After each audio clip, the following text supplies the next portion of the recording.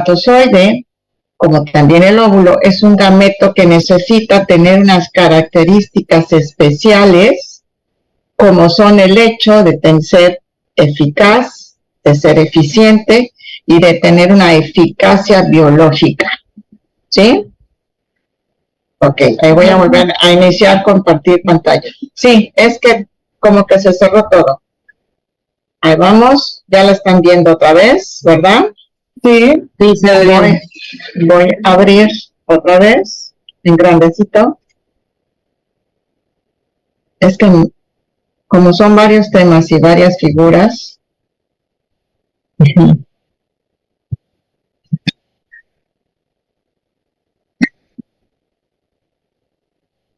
sí, sí. Ahí está. Era de lo que les estaba hablando, ¿no? La primera diapo es los temas que vamos a tratar. La segunda diapositiva habla de exactamente que el gameto masculino tiene que ser eficiente, eficaz y tener una eficacia biológica.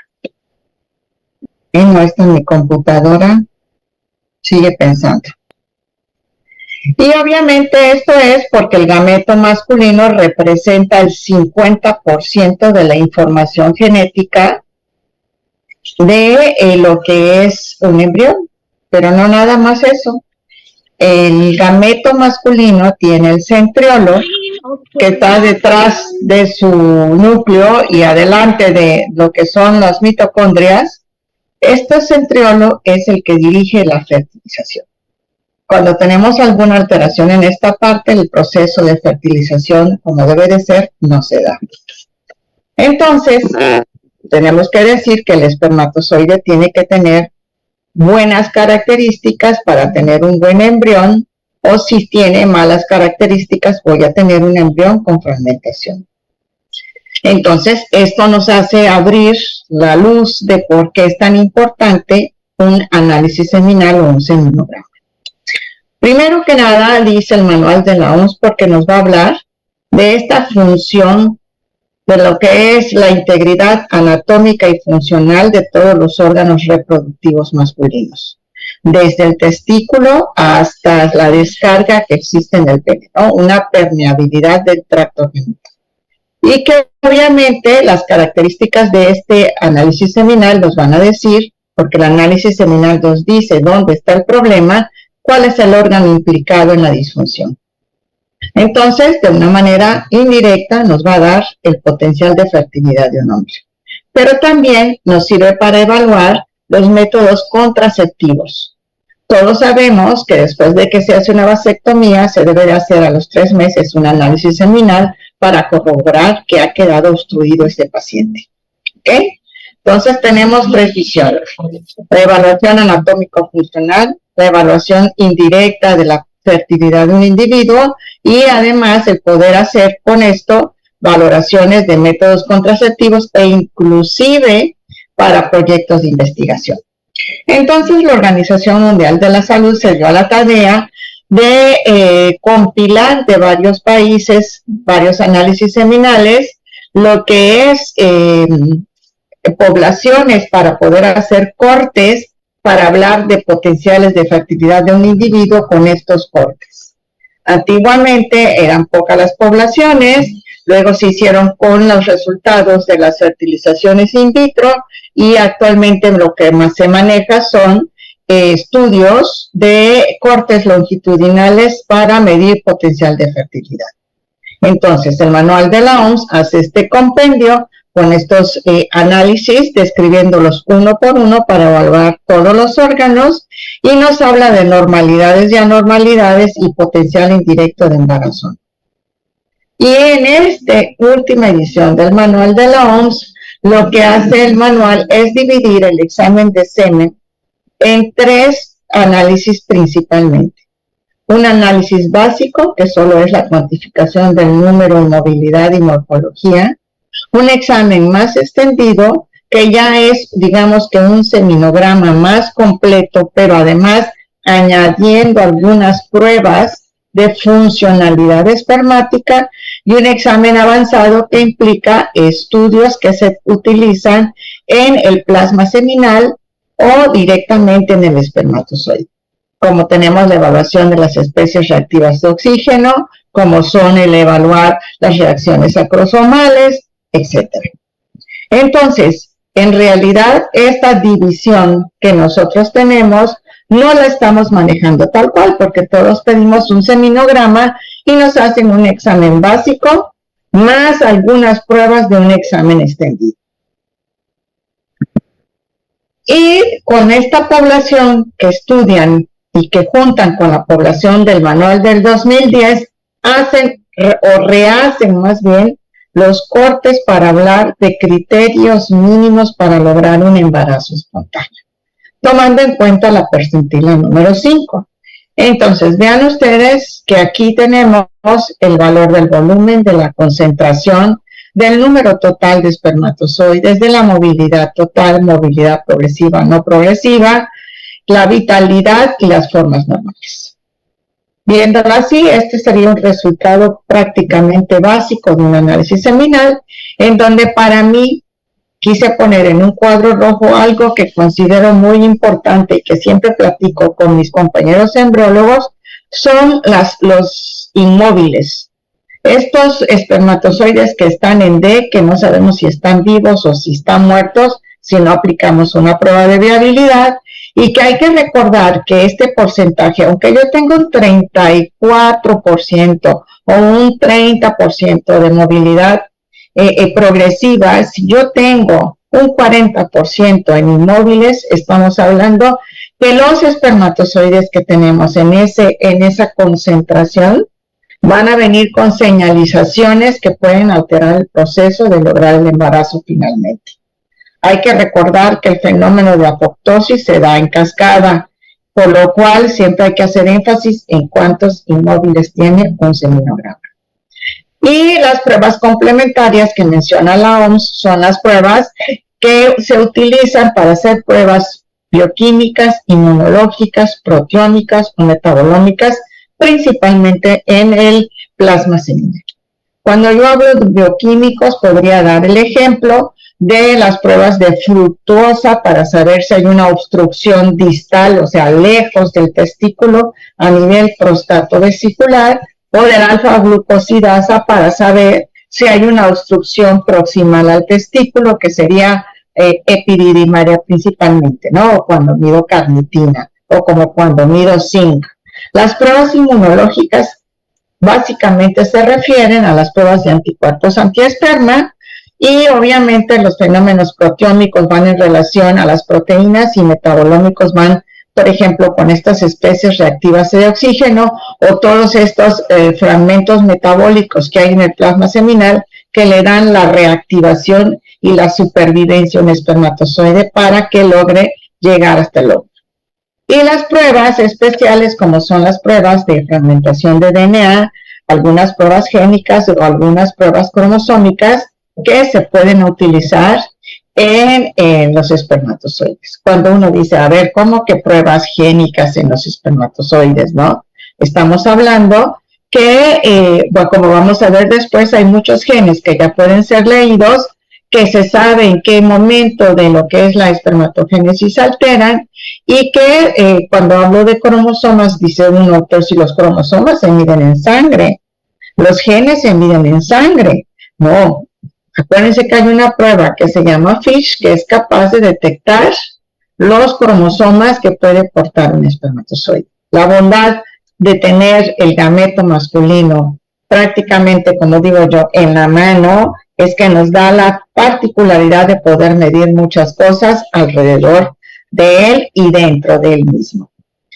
Entonces, tomando en consideración esto, sabemos ahora que tenemos especialistas en andrología del laboratorio clínico con toda esta gran, iba a decir, como dicen aquí, catazumba, con esta gran gama de pruebas que tienen que aprender y ser especialistas en ella, y tenemos los andrólogos clínicos que nos dedicamos a las enfermedades y que vamos trabajando mano con los compañeros que están en el laboratorio de andrología.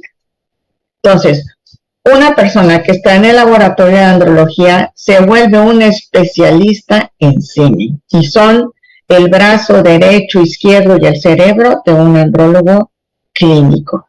Sin embargo, muchas de estas cosas se han distorsionado y muchos especialistas, compañeros en reproducción, piensan que son andrólogos, seminólogos y toman decisiones con un examen seminal para una técnica de reproducción asistida, olvidando que este gameto masculino, así como dije con el fenómeno de apoptosis, viene con una señalización que tenemos que ver que sea la correcta para que pueda originar la fertilización. Acuérdense que dije que el centriolo es el que inicia la fertilización. Entonces, ¿a quién estudia un embriólogo, un andrólogo clínico? Pues aquel que tenga alguna alteración de la fertilidad por definición de la OMS, que son un año, de tener relaciones sexuales sin protección en días fértiles y que no embarace. Aquellos que tengan una infertilidad de origen inexplicable, aquellos que tengan alteraciones seminales, aquellos que tengan antecedentes ominosos como un cáncer, por ejemplo, con tratamiento con quimio o radio, aquellos que tengan pérdida gestacional recurrente, porque hay que recordar que la calidad de un embrión la da el gameto masculino, y aquellos que tengan una falla repetida de los ciclos de implantación en los ciclos de reproducción asistida. Porque una vez más, las señalizaciones embrionarias, o sea, el gameto masculino va más allá, tenemos un embrión que da unas señalizaciones que hacen que la implantación no se dé de manera adecuada. Vamos a hablar un poquito del ultrasonido testicular.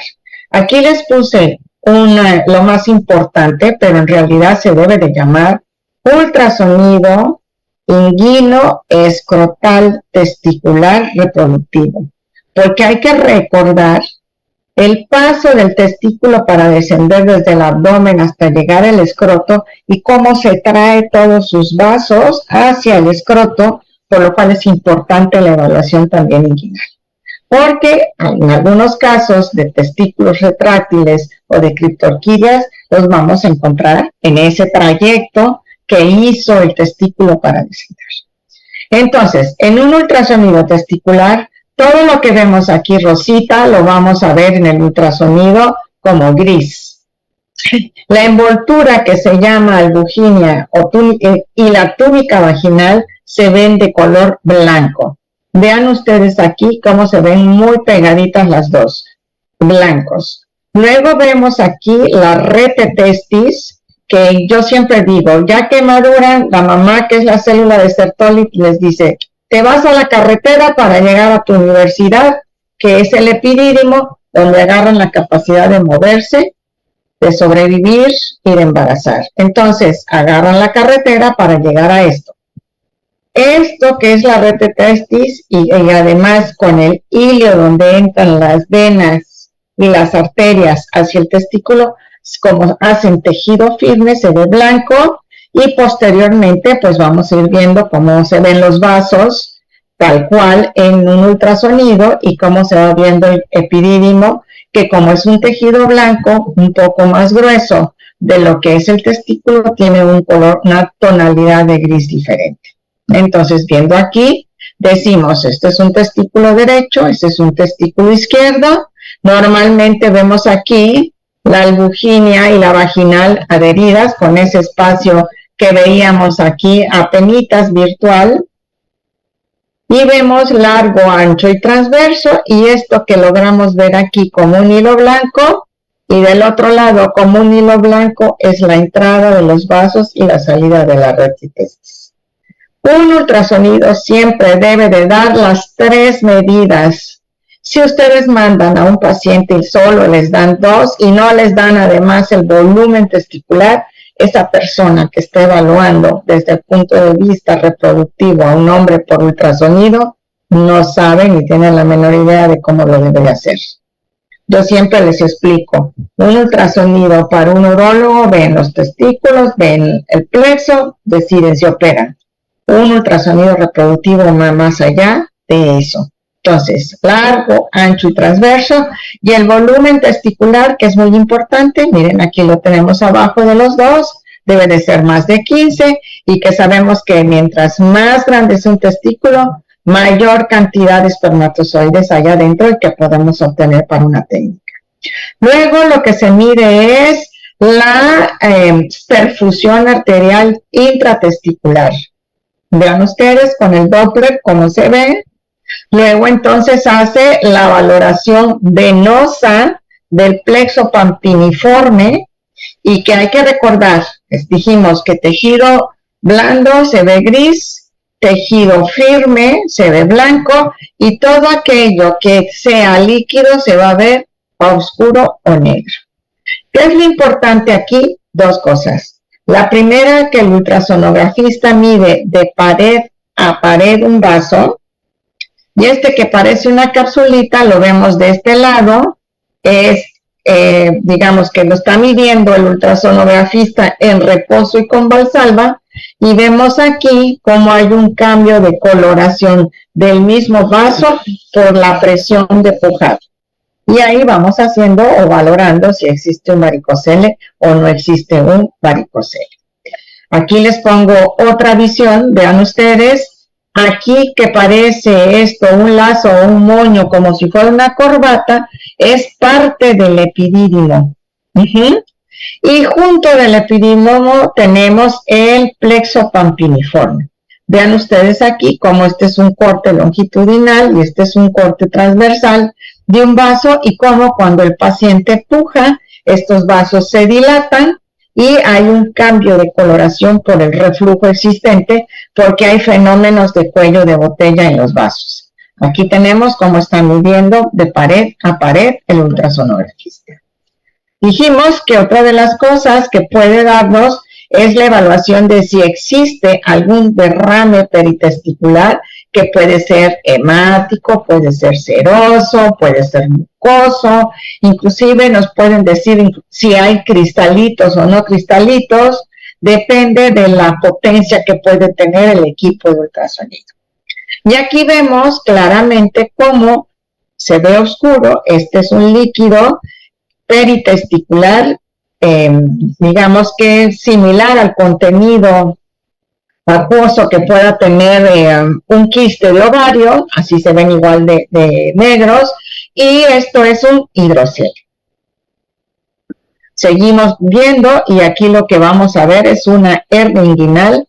Como la hernia inguinal, o sea, todos sabemos que los intestinos están contenidos por el peritoneo y que hay dos agujeros por donde pasa el cordón espermático, donde van el vaso, la vena, la arteria, los linfáticos y el deferente, y que si este canal inguinal y este anillo es complaciente, se va a meter un pedazo de intestino hacia él, y eso es una hernia que se va a ir dirigiendo con el paso del tiempo hacia el escroto. Pueden ser directas o indirectas, y la importancia de aquí es que comprime, mientras más grande es, comprime el cordón espermático, y entonces podemos tener un varicocele ficticio.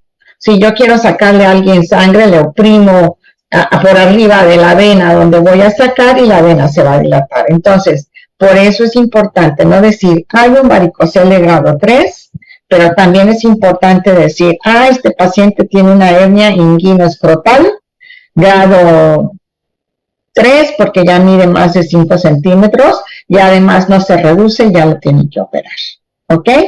Entonces, aquí es que estamos viendo es el paso de la hernia, cómo va y se regresa en el canal inguinal. Y obviamente cuando nosotros tenemos un paciente con una criptorquidia, pues vamos a encontrar una imagen en el canal inguinal similar a la que tenemos en la pantalla, y aquí lo importante es ver largo, ancho y transverso, pero también si hay microlitiasis y el tipo de perfusión que pueda tener ese testículo, porque hay que recordar que la criptorquidia eleva 2 veces más la posibilidad de un cáncer en un paciente, de un cáncer testicular. Otro ultrasonido que es muy importante para valorar fertilidad masculina es el ultrasonido prostático vesicular endorrectal.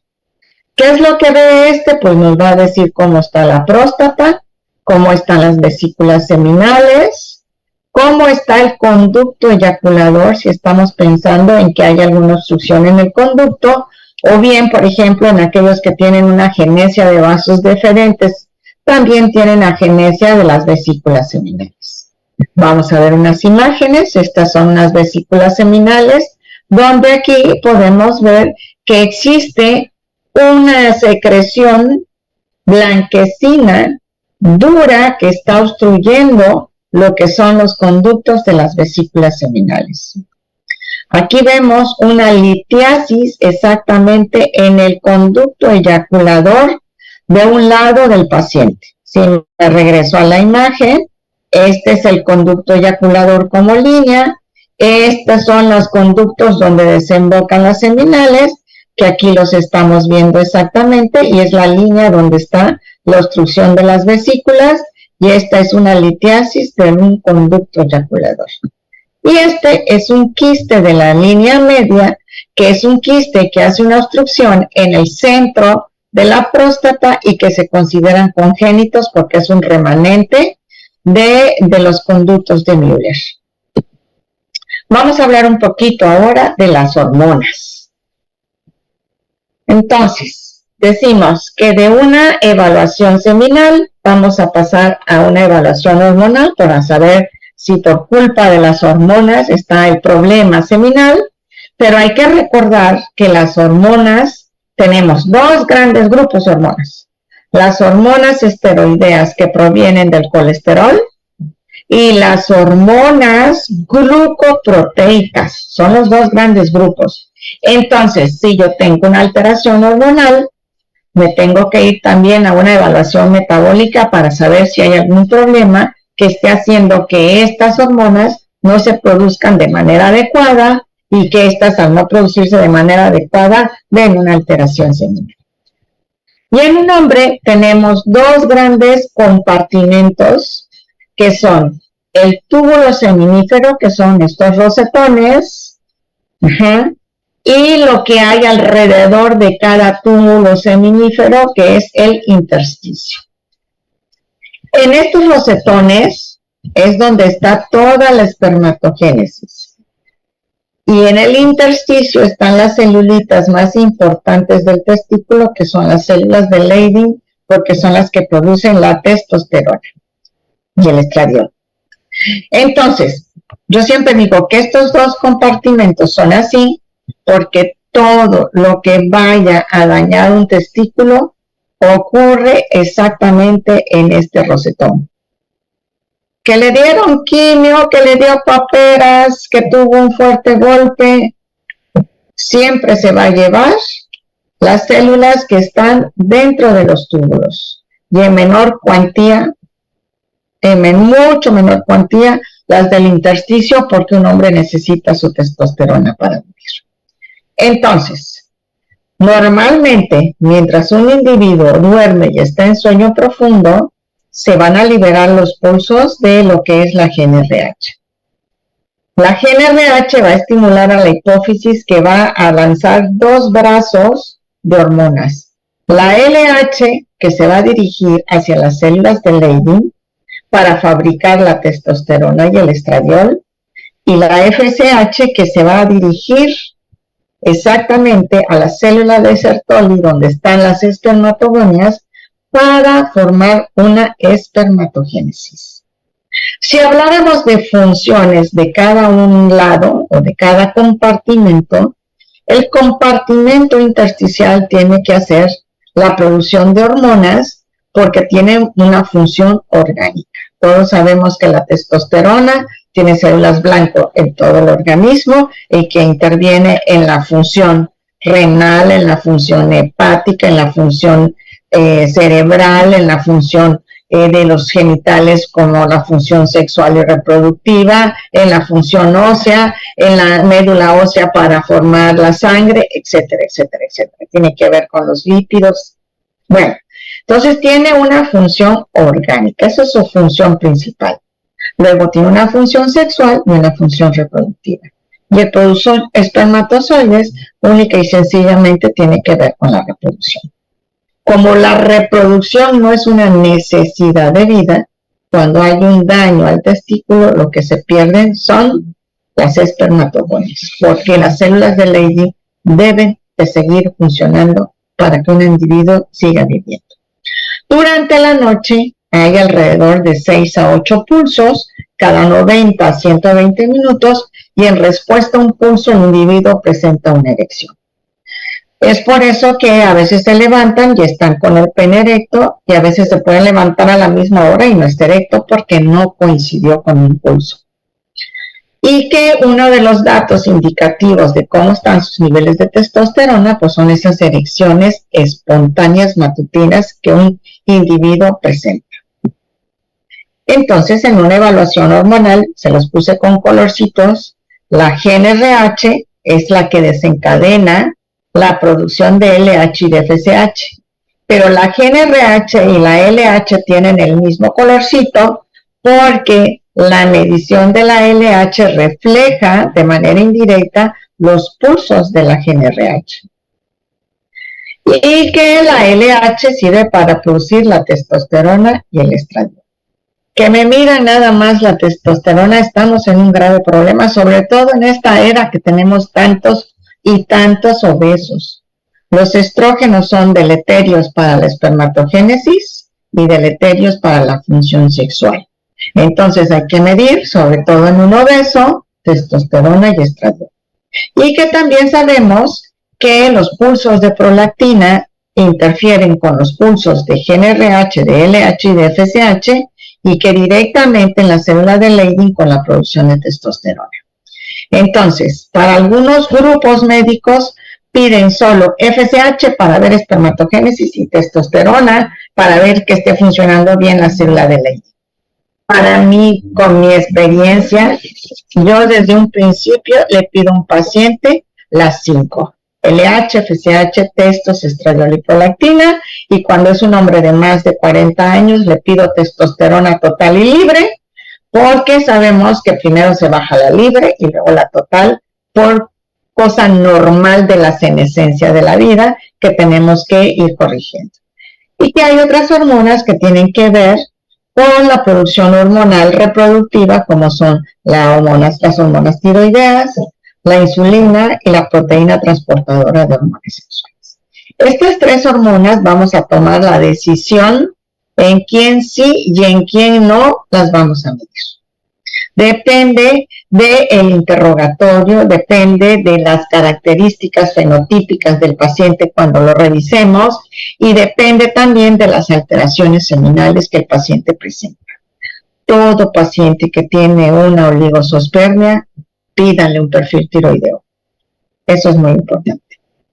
Y que jugando con estas hormonas podemos ir haciendo nuestros diagnósticos hormonales y que a su vez, tratando o intentando de hacer fenotipos, sabemos que podemos en un 80% quizás encuadrar a todos. Como tenemos, por ejemplo, cuando tenemos como cuando tenemos un paciente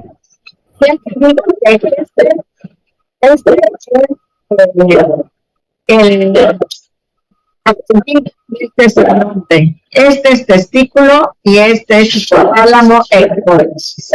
Y vemos aquí que el paciente tiene poca producción de gonadotropinas y poca testosterona, mucha producción de gonadotropinas y poca testosterona, excesos de andrógenos, exceso de estrógenos, los trastornos de la prolactina y, como hablábamos y comentábamos hace un momento, los desórdenes de la insulina.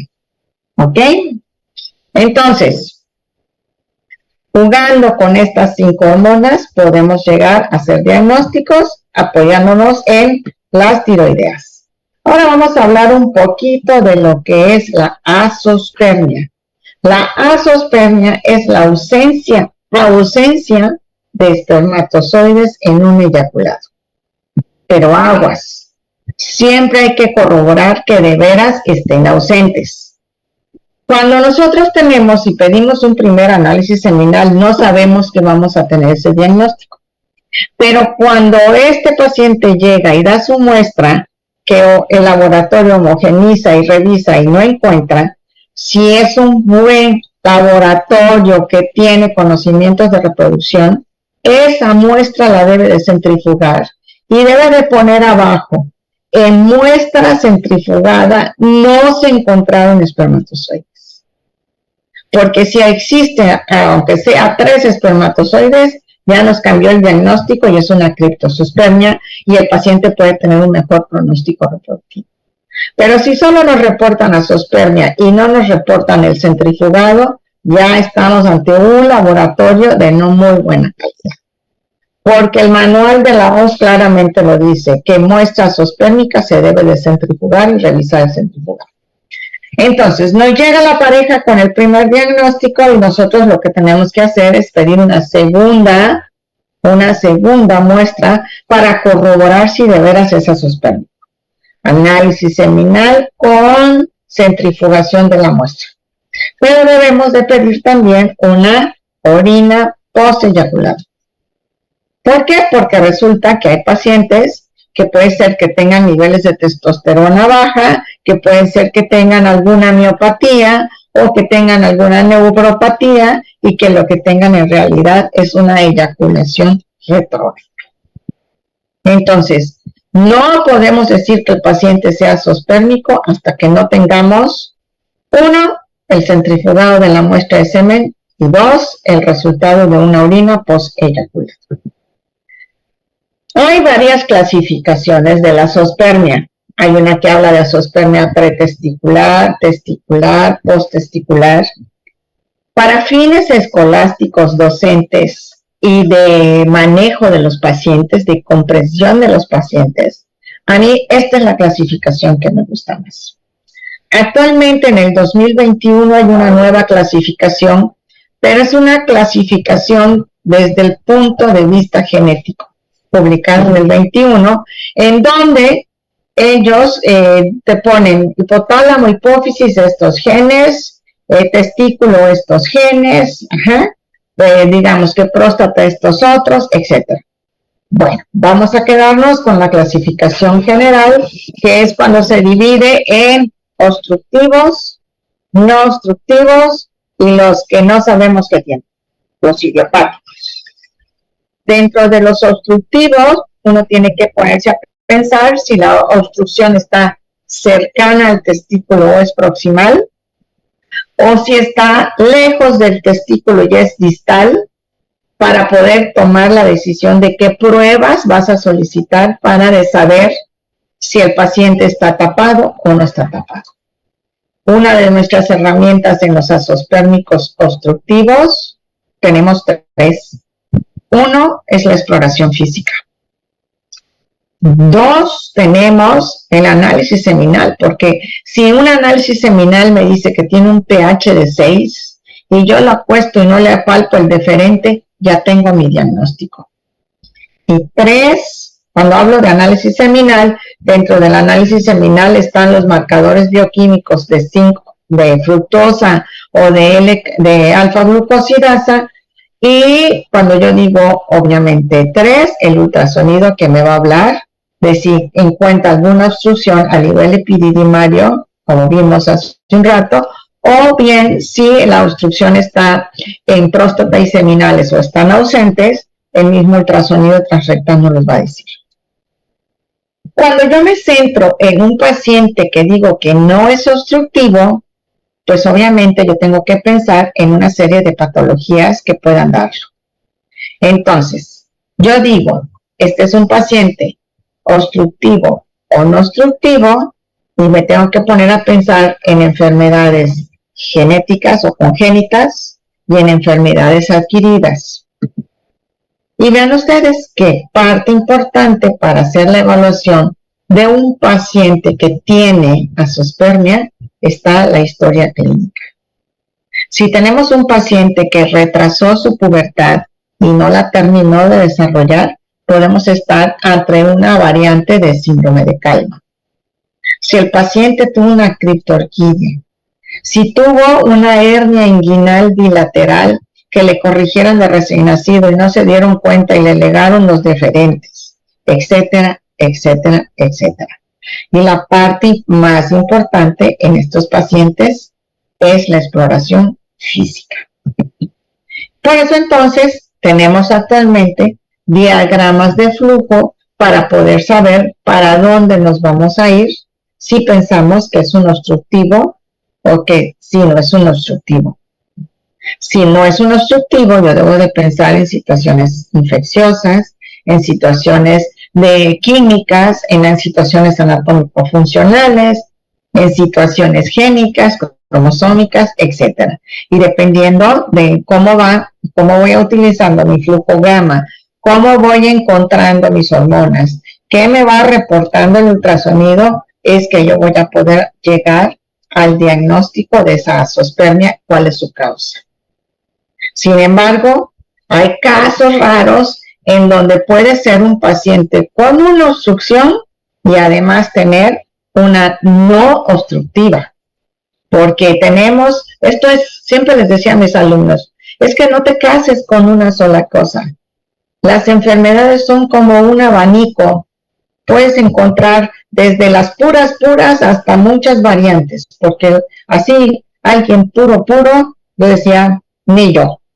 Pero bueno, entonces, fíjense ustedes, aquí les puse una serie de sustancias que son capaces de alterar y de producir una azoospermia. Imagínense que les llega un paciente de 45 años y ustedes dicen azoospermia. Y resulta que a este señor le están dando tamsulosina porque además tiene un poco de hiperplasia prostática o síntomas de obstrucción prostática baja. Y en realidad lo que tiene no es que esté azoospermico, tiene una eyaculación retrógrada secundaria al manejo con tamsulosina. O sea, este cuadro se los quise poner precisamente para darles este ejemplo. Porque luego le dicen al paciente, es que usted es azoospermico y quién sabe si se puede usted reproducir y va a utilizar un banco y llegan a veces destrozados a la consulta cuando en realidad lo primero que tendríamos que haber hecho es todo un interrogatorio para saber qué datos ominosos tienen estos pacientes. Pero hablando ahora de la oligosospermia, que por lo general puede estar acompañada de una teratosospermia o de una astenoteratonecrosospermia, pues obviamente uno debe de ponerse a pensar dónde está el origen del problema, ¿no? Y además, si este paciente tiene alteraciones físico-químicas del líquido seminal. Yo siempre digo y recalco que el análisis seminal me va a decir dónde está el problema. Si tiene alteraciones físico-químicas y alteraciones en el pH, este paciente tiene un problema en la próstata y en las seminales. Si este paciente tiene un oligoterato, además de estas alteraciones físico-químicas, su problema está en el testículo, más aparte la próstata y las seminales. Pero si este paciente tiene oligosospermia con una astenoteratonecrosospermia y yo sé que estas funciones de asteno y necro son principalmente de epilidio y tiene la oligoastenoteratonecro, pues entonces es testículo y epilidio. Pero si lo tiene todo, alteraciones físico-químicas con una oligoastenoteratonecro, significa que todos los órganos están implicados. Entonces, ya sé qué órgano es, entonces me tengo que poner a pensar cuál es la hormona que lo estimula. ¿Cuál es la hormona que lo estimula? ¿Qué la puede alterar? Entonces tengo que irme a buscar qué lo puede alterar. Lo puede alterar una infección, lo pueden alterar genes, lo pueden alterar cromosomas, lo puede alterar hasta un estado nutricio. Al saber qué órgano es, yo ya puedo dirigir a dónde voy a estudiar. Entonces, ¿qué tengo que hacer? Pensar en cuestiones hormonales, metabólicas, genéticas, anatómico-funcionales o infecciosas. Hay pacientes que tienen, por ejemplo, ahora con el COVID, que tuvieron COVID, de ser normosospérmicos pasaron a oligosospermicos por el COVID y que todavía vienen arrastrando la secuela y que no sabemos si se les va a quitar o no se les va a quitar. Recuerden siempre, oligosospermico es congénito, es adquirido y me voy a estudiar hormonas, metabolismo genético, anatómico, funcional, infeccioso. Y aquí tenemos un flowchart de cómo debemos de revisar a un paciente con oligosospermia. Les puse aquí la referencia bibliográfica del grupo europeo la Sociedad de Andrología Europea, que crea esto y que lo reporta en el Andrology, de cuál es la cascada que debemos de ver en un oligo. Pero vean ustedes, oligoastenoterato, examen físico, historia médica, medicamentos que tomen.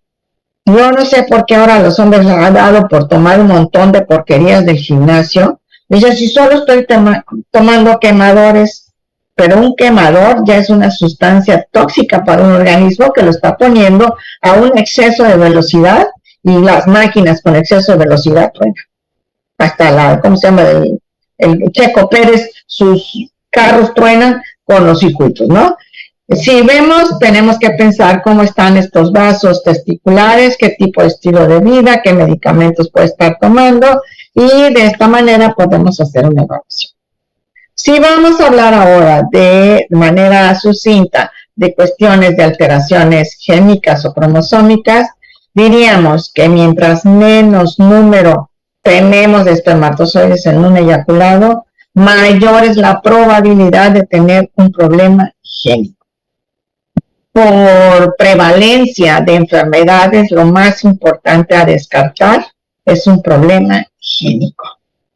¿Cuáles son los estudios citogenéticos que podemos utilizar en un hombre? Pues el cariotipo, las microdeleciones del Y, algunos otros estudios genéticos como los del gen CFTR, cuando palpamos que no hay conductos deferentes.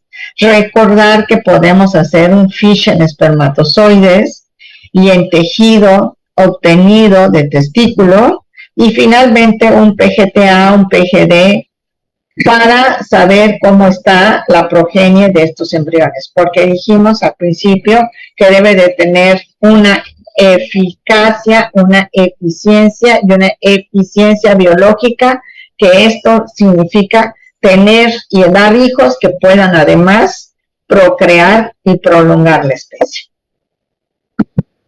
Y vean ustedes, analizando este artículo, estamos viendo cómo entre anormales cromosómicas, anormalidades autosómicas, anormalidades de los cromosomas sexuales, que es lo que buscamos en un cariotipo, los azospérmicos son los que tienen mayor prevalencia de estas alteraciones. Este es el AN o número de pacientes, y este es el porcentaje, el que está dentro de las dos, encuadrado en las dos corchetes. Entonces, vemos como anormalidades cromosómicas un 35%, como autosómicas 7.5% y como sexuales 27%. Y si yo me voy a revisar a los normosospermicos, 17, 9.3 y 7.8. Entonces, ¿qué vamos a pensar de esto? Que los azospérmicos o los oligos tienen una mayor prevalencia de tener alteraciones cromosómicas y una mayor prevalencia en relación a la población normal de tener alteraciones en los cromosomas sexuales, pero si ustedes se fijan, las anormalidades autosómicas van casi de la mano en los tres grupos. Si vamos a hablar de nuevas pruebas genéticas, no cromosómicas, de fallo de la espermatogénesis, ya sabemos, tomando en cuenta en cada parte de la espermatogénesis, en cada parte de espermatocito primario, secundario, espermátide, espermatozoide, cuáles son los genes que pueden alterar a este espermatozoide. Ustedes me pueden decir, ay, ¿en dónde hay ese panel para que yo le mande a medir a este oligo?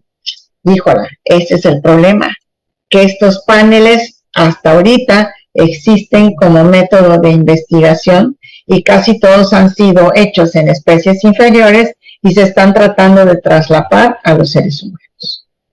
Pero ojo, hay algunas alteraciones génicas que están dadas por sustancias que se utilizan ahora con los estilos de vida.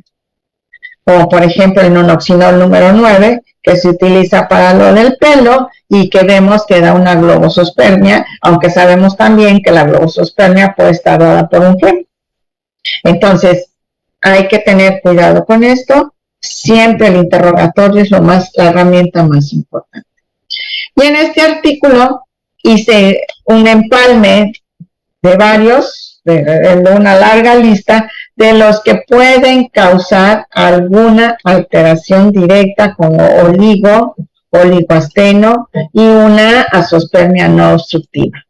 Si ustedes los ven, todos pedimos microdeleciones del Y y nos dicen, no tiene microdeleciones, y le decimos a usted no tiene nada genético. Pero ¿cómo? Puede tener cualquiera de estos otros genes. Entonces, lo que en realidad hay que decir, a ver, señor, el gen que altera más esto, usted no lo presenta, el más frecuente. Pero eso no quiere decir que no hay otros genes que todavía no podemos medir, que sí pueden causar lo que usted tiene y que lo pueda aportar su hijo. El único gen que podemos medir perfectamente bien son de las microdeleciones del cromosoma Y. Y hay que recordar que lo importante de esto, de la región que esté alterada, es la posibilidad de recuperar en una biopsia testicular espermatozoides. El único que nos da esa oportunidad es cuando se presenta una deleción en la AZFC, que hay una hipoespermatogénesis, que yo lo comparo como cuando a una mujer le dicen, tiene usted una baja reserva ovular, ¿no? Y que en lugar de que nos dé 15 óvulos, ahora usted nos va a dar 5. Pues una hipoespermatogénesis se compara que en lugar de tener millones, ahora solo nos va a dar unos poquitos, porque le quedaron pocos por esta lesión.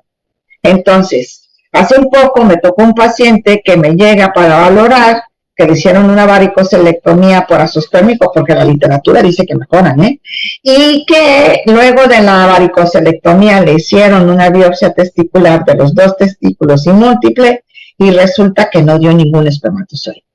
Me lo mandan a evaluar, le pido las microdeleciones y tenía una deleción en la zona A. O sea, el paciente desde un principio no tenía pronóstico reproductivo. Entonces, no hay que ser seminólogos. Si uno quiere hacer algo, uno tiene que aprender a leer, porque los ojos no ven lo que el cerebro no conoce. Esa frase es mía desde el 2002. Y ahora vamos a ver algo somero de la biopsia testicular y de la evolución que ha tenido la biopsia testicular. Las hacíamos a cielo abierto, luego fue la indicación de hacer múltiples cortes en el testículo para encontrar diferentes zonas de espermatogénesis, hasta llegar, esta es la TESE, esta es la microtese, con el aumento para ver las regiones donde podemos encontrar. Cosas muy importantes de una biopsia testicular. Yo siempre digo, estudios necesarios, no metas a un azospérmico así como si fuera una res al matadero. Primero tienes que ver qué volumen testicular tiene. Y si tienes un buen ultrasonografista, le tienes que decir, dime cuál es la mejor zona perfundida de ese testículo y descríbemela para que yo pueda entrar a ella, porque ahí tengo mayor probabilidad de encontrar espermatozoides. Hubo un tiempo en que se hacían cuál era el folículo que estaba mejor irrigado porque se sospechaba que era el mejor. Bueno, pues igual. Los niveles de testosterona. Nadie debe de meter a un paciente a una biopsia si no tiene niveles de testosterona cercanos o normales. Pero no testosterona que le pusiste como si fuera un toro de lidia, una aguja, ¿no? Sino que tú veas que le diste un tratamiento y llegó a estos niveles. Saber que ya tiene hecho un cariotipo, unas microdeleciones o inclusive algún tipo de FISH en estos pacientes, dependiendo si son oligos o si son azospérmicos. Un panel viral, hay que recordar que si recuperamos espermatozoides, se deben de criopreservar, y no que llega el momento, sí hubieron, y pues no tiene ni siquiera un panel viral este paciente. Y ni siquiera supimos que teníamos que manejar la muestra de manera especial. Y todos estos pacientes que van a biopsia testicular, hay que valorar la causa por la cual se hace la biopsia para decidir hacer un PGTA en los embriones. Recordar siempre, que una biopsia testicular que se va a hacer por primera vez en cualquier individuo, en cualquiera, se debe de mandar a patología. Porque patología nos va a decir la probabilidad de este hombre de poder retener y hacerle 5 o 6 biopsias si quiere, o de jamás volver a repetir ninguna. Si encontramos, hay que criopreservar y si es necesario hacer un estudio de FISH en tejido testicular. ¿Ok? No se vale hacer biopsias diagnósticas porque sabemos que cada biopsia el paciente paga una manda con su producción de testosterona. Debe de ser una biopsia orientada a una técnica de reproducción con diagnóstico histopatológico, criopreservación y decidir si se hacen estudios. Recordar que una biopsia testicular no se mete en formol.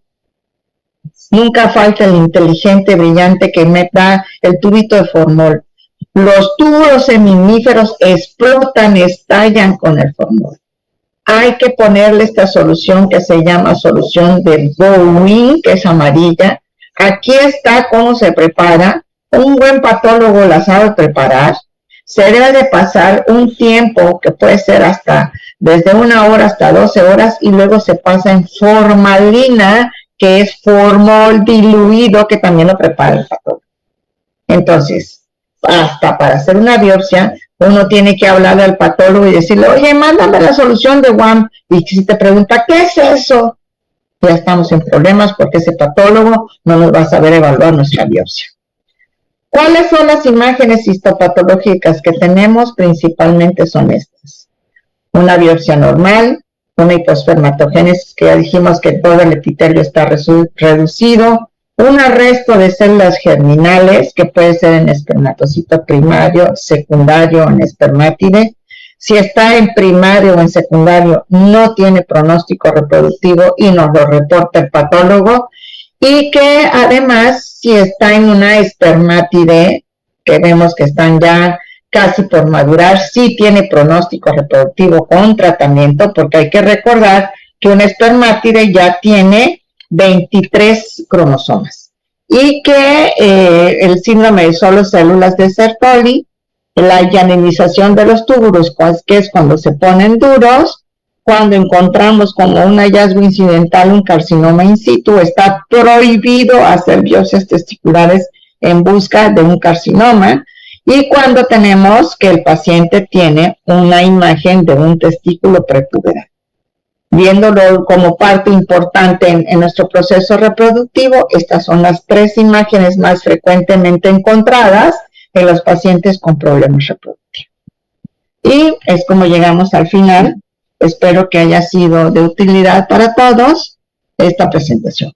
Muchas gracias por permitirme estar con ustedes. Y estoy lista para las preguntas. Yo creo que podríamos dejar las preguntas después de la exposición del tema, del artículo que se va a